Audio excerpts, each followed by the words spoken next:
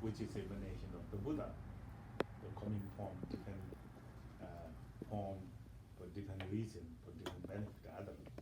So that is the come from Buddha, his own wisdom emanations, you know. And so we draw this that is familiarizing ourselves, you know, as someone who never know these deities, we practice those things, you know, practice concentrating on that. So sometimes we introduce the deities, we explaining them, they don't understand it. So we show the picture. This the deities look like this, and this the way voice ornament is such. So give explaining each have meaning there, enlightened quality, you know. So that way the people get, you know, idea to how to put into practice, you see. So that is the reason the, we call tanka, you know. It's not called mandala. The tanka is a kind of image that we have lots of here, you know. So that's kind of manifestation of Buddha wisdom appear for deity's form for each individual need to, you know, benefit. Make any sense? Yeah. Thank you. You can go ahead more you have need to say, okay? I think there's, yeah. In terms of the ego, what are some ways that someone can fight their ego or can combat the presence of their ego to try and reach enlightenment or some kind of enlightenment? What can someone do to try and fight against their ego? So all this Buddha's teaching is the way to fight, you know. It's kind of ego cannot just take out, because this is not like visible things too, you know. But you know, you can just ignore that. It's there, bodily, you know. And so therefore we need to develop. First place, ego influence our mind so crazy. We are more angry, more jealous, more greed, more desire and stupidity, all these things in our mind, shifting. One time I try to say, oh, this is anger, I don't want to anger. Next comes desire, immediately shifting the desire.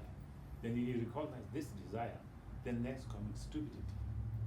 The next coming the proud, the jealous, the greed, then hope and doubt, make lots of confuse there.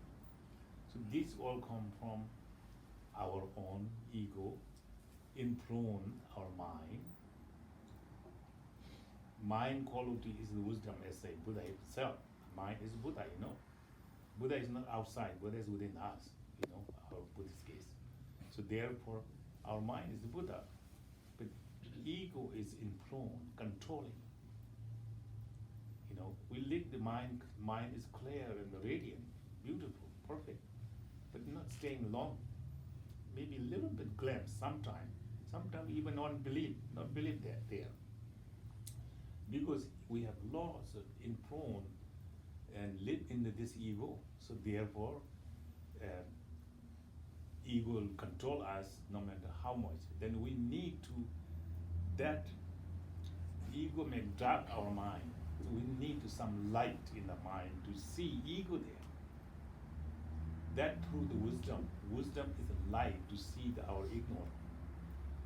And then ignorance is dark to cover the ego, not look ego is great, dear. And then we ignore our true nature's beauty, you know. So that is the kind of we have to work on that. Reduce our ego less and less and less. Lesser you ego, the less you anger, less desire, less jealous, less proud, and less hope. Then more peace inside, you know. And the more little bit ego left there, you have lots of wisdom there. You're very confident you're enlightened within you. And your compassion is just unimpededly shining all over. Loving kindness all over. Peace and calmness is just gently there all the time. So when the ego is more, we have no peace, no calm, suffering, here, there. And no reason we say this problem he did or she did this. I get angry. That person done nothing. But I projected because my ego is so big. My ego projects everything wrong. And I'm the only good one. You know, so that I'm not good actually. I'm projecting everything. That's not me. That's the ego. You know? So therefore, no matter what we have, to put something to reduce ego. Again, not forcefully you can just took, I don't like ego, not that way. But you need great, we call merit, virtues. You have lots of goodness, good deed you have to perform through speech, mind, body. That good deed gives some kind of light. Then you can see something doubtfully, there's ego is there to not like to see my true nature. Then beginning, then you gain confidence, then you perform more positive, more goodness, and then you have egos become more, less and less. First, ego will react back. You something you good, ego become bigger, and you try to become uncomfortable doing good things. That's meaning you good is affecting ego, and ego reflecting back. So you have to be powerful enough to be control the ego. Go ahead to do your good. That's the way to fight. Bad things come, try to determine the good. Then you fighting to ego. Try to do good is the kind of, you good, done good, then you winning. But then try to good, the ego doesn't allow you, and your habit become more bad. Then that means you're treating you ego, feeding ego to against you. When you do bad things. So that is the way to relax your ego. What's ego? You cannot take out, fight with immediately, but you have to skillfully always go around the bridges, good thought, good actions, love, compassion, virtuous attitude, good things. Wish to be happy every sentient being. Those are the good remedy to ego become weakening. Ego is weak, then less your emotion weaker. Then you have light shining from in the heart, you gain confidence, then nothing can remove that confidence. Okay? Any other questions? Anybody?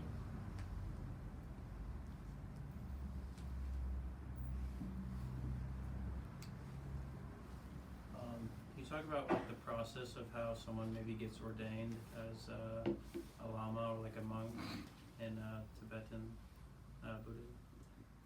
Yes, I think so. There must, monk is the way to go. Monk and nun is way to go. You follow the path Buddhism.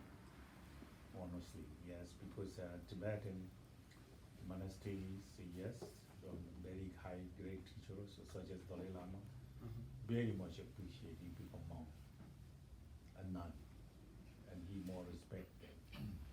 Because that is when you monk and nun means you are renounced. That means you are completely dedicated part of Buddhism, not concerned about anything. The monk was to be, nothing belongs.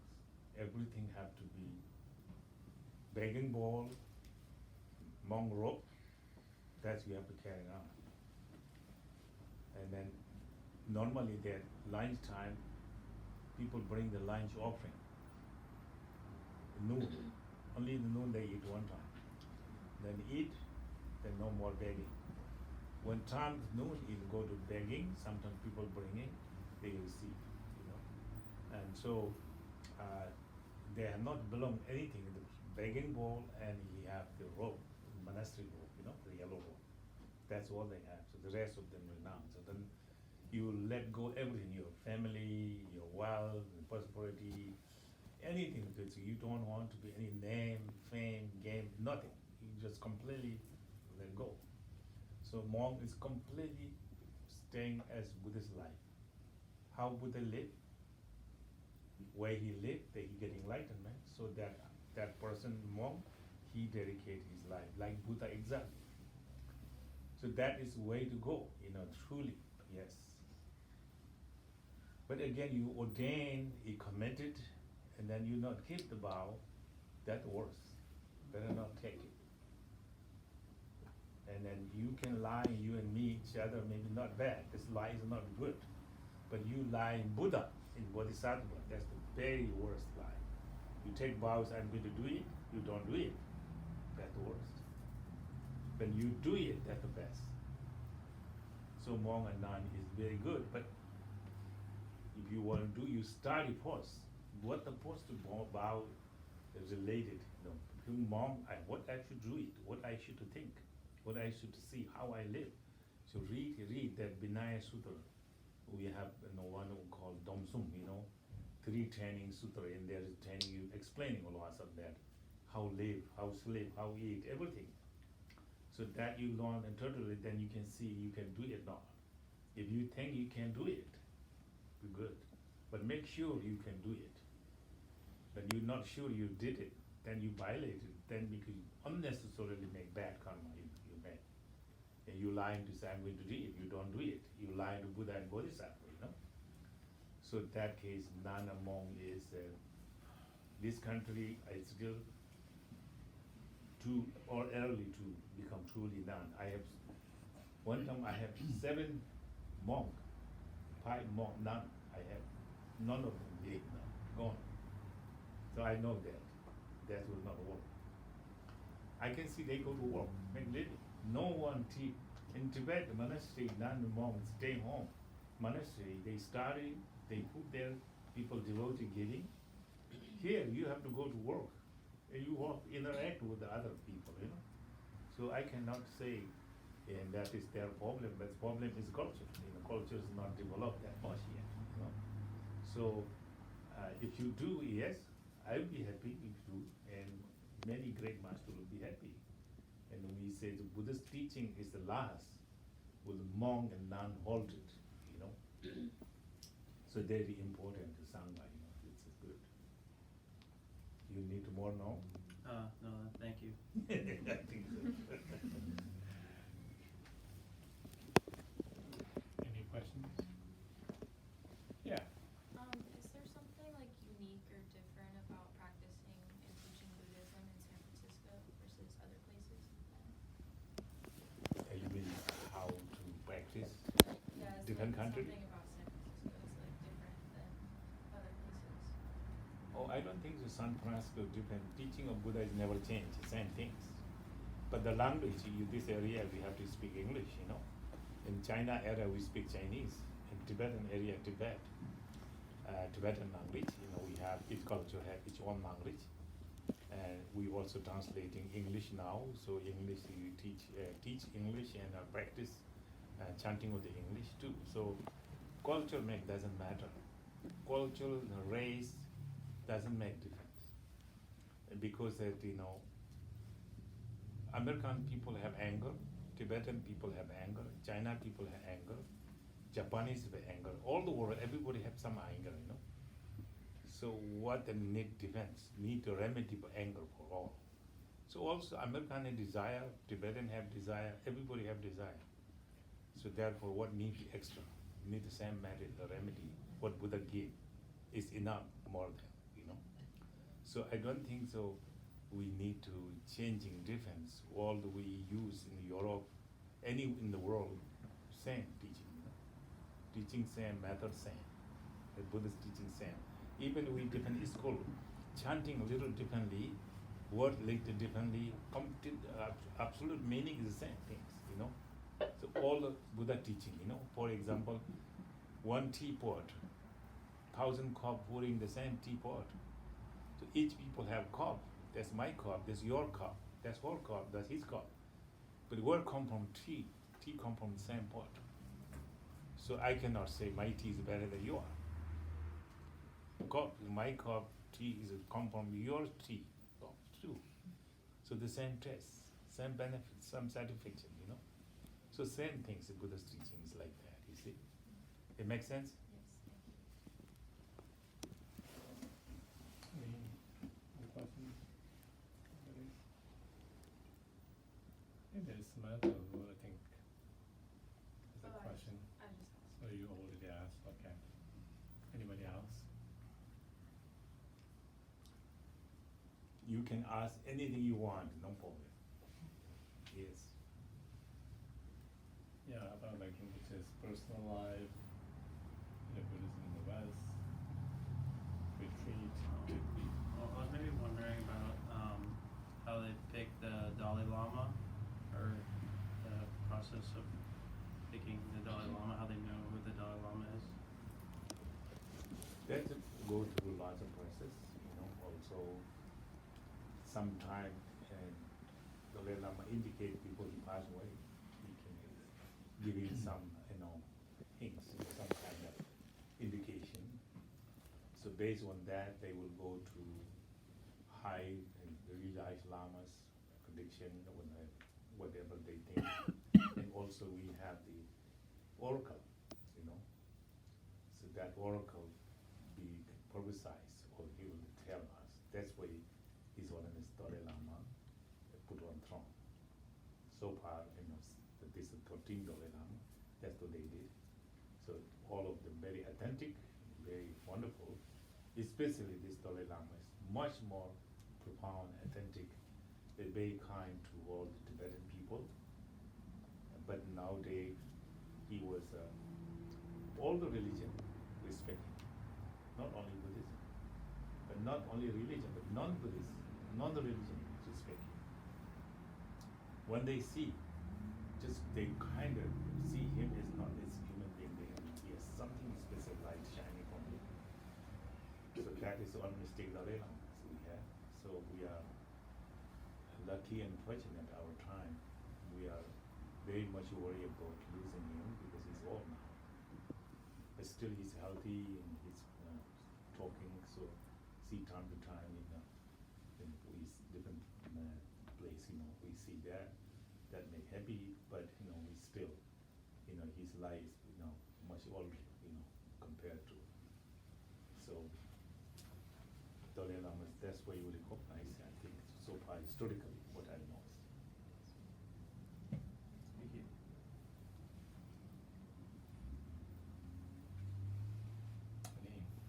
Yeah. This Buddha over here really caught my attention because I see all the other Buddhists and they all have just one face, but this Buddha has many. So I was wondering if there's like a meaning behind that, or Sure, yes. That means because this is compassion, embodiment of the Buddha compassion. That is called Avalokiteshvara. And there's a kind of emanation, Dalai Lama is an emanation of this. We actually, originally we call Dharmakaya, true Buddha. From the Dharmakaya emanate compassion, form of the different deities. And different deities, some of them 2 arms, sometimes 1 face, sometimes 2 face, sometimes 11 face, this one. It's 1,000 arms here, So that is the emanation of the Buddha's compassion. And we have that over there, Koro, and it's the same kind. The Dalai Lama's human body, that's the deity's body. But the deity's body have many different forms, 1,000 arms, 2 arms, many arms, So this is 11 face, it's kind of, I don't know, you can able to communicate with me. Its central face is white, but it's gold plated there now, everything is, but supposed to be white. And the right one is the blue, the left one is red, first row, So that's, we call, speech, mind, body of the Buddha, representing by the first one. The second one is again same thing. The second would be center one is green, right one is red, left one is white. And then above that, third row is the center is the red, and then is the right one is white, left was green. So that's 9 face, completely peaceful, gentle, right? So that is the kind of 9 face is the first level bodhisattva to until 9 level bodhisattva. We have also, that's maybe complicated for you, I'm not communicated, but it means the first one is the first bodhisattva, and second bodhisattva, third bodhisattva is first row, and then 4th, 5th, and 6th, and the second row. So 7, 8, 9 is the last row. So the 9 bodhisattva. So that means First level bodhisattva cannot need to come back or they completely free of karma. You will not born. At least they want to benefit being they can reborn again. Otherwise they not karmically force them to born. So that first level bodhisattva, because they are realized totally emptiness, and also they are completely achieved the state of compassion. So that case that he has maybe some affliction is combined, but they immediately subside by through emptiness and compassion. They're not forming karma. That's called first bodhisattva. Then second is more higher, third is more higher and higher. So 9-1 is the last. That is bodhisattva. Then 10, actually the last is the 10, but 10 is much more near, close to getting enlightenment. So 9 is, until 9 is peaceful. Then 10 was the wrathful. You see the wrathful, lynching teeth, all these things. So the 10 is the 10 level bodhisattva. The 10 level bodhisattva is about to get omniscient. The 10 level is not omniscient yet, but very highly realized person. So they will cultivate Bhajan-like samadhi to destroy that not allowed knowing, all knowings, called knowledge defilement, we call this obscuration, obscure your or knowing, So that begin 10 level bodhisattva can only cultivate the Bhajan-like samadhi to destroy the obscuration of knowledge. Then 11 level is the enlightenment. 11 is Buddha, above he has Buddha head there. So the symbol is kind of from first level to full enlightened level, representing by this 11 phase. Make sense to you? Yeah, interesting. Yeah, Thank you. okay. So 1,000 arm chair is also we have 1,000 eyes. So representing 1,000 eye is 1,000 good kalpas, 1,000 Buddha, representing 1,000 eyes on the palm, and 1,000 arm is 1,000 great bodhisattva, representing. So this kind of we every year we do about 19-day retreat, this fasting retreat, going to retreat and down there. So we do practice that. Then I go every day, every other day we eating, so we talking a little bit, explaining, and one day again silent, not talking, not eating, not drinking, again following. So you go until 18 days, that's why. So that's we do this practice, So this is kind of way to ordinary people